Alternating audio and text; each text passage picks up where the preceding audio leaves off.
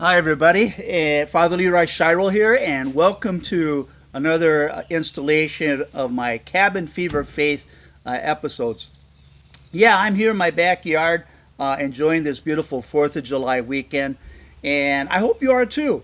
I hope if you're at a lake cabin or someone's place or backyard, whatever you can do, I hope you in some way celebrate this great nation of ours. I've got a glass of iced tea.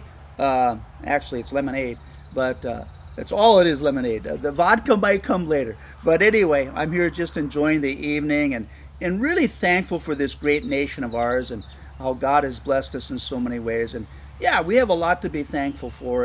And yeah, we should always pray for our nation, pray for our leaders, and celebrate what we have and celebrate the fact that we stand on so many people's shoulders, people of the past who've really brought us to this point in our nation. So, and there's a lot of good there. Yeah, I'm entitling this episode as "In God We Trust." And you know, in any coin mint in the United States, you'll find the words "In God We Trust." This is a small quarter. It's right there next to George Washington, or even this dollar bill. You see that right on top. Any currency in the United States has written on it, "In God We Trust." Now, why is that? Is that just something pious that we put on our currency, or is there something more to that? Is there something important about that? Well, to really understand why that's on our currency, you have to go all the way back to the founding fathers of our nation and the Declaration of Independence. And I'll read a short sentence, but a very important one from the Declaration of Independence. It says, "We hold these truths to be self-evident, that all men are created equal, that they are endowed by their Creator with certain inalienable rights, that among these are life, liberty, and the pursuit of happiness." You see, in writing the Constitution, original authors did not want to base their new government on what was called the divine right of kings, because they saw its abuse of power and authority. Rather, they wanted to establish their new government on what we call the divine right of persons. And that's something that can only be established by God. You see, God has put in all of us a human dignity that cannot be taken away. These truths are self-evident, right? That all are created in the eyes of God, in the image of God, and made equal.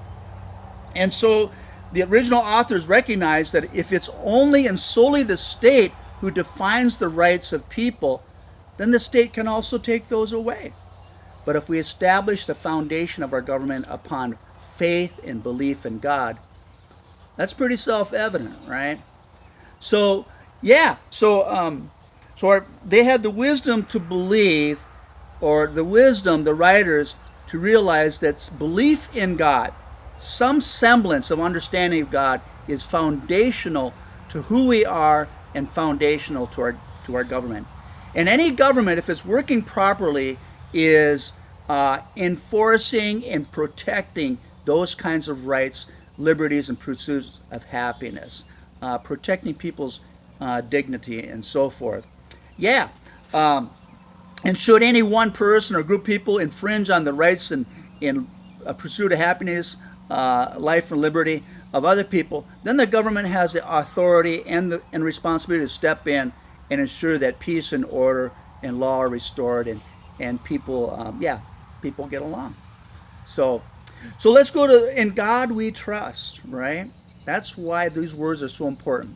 By the way, these words were first minted on the first coins, ironically, right after the Civil War, and on the 1 cent piece, and they actually had a 2 cent piece, believe it or not. And it all began there. It was printed on those coins. And because I think they realized that we have to go back to the foundations.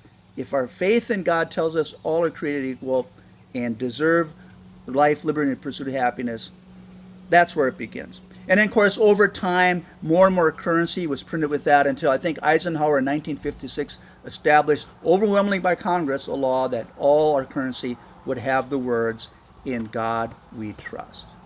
So, my point is this, that in celebrating our independence as a nation, let us never forget our dependence on God and how important faith and belief in God is, not only just to ourselves personally, but even to our Constitution and the foundation of our government. If we lose that, right, we will lose everything.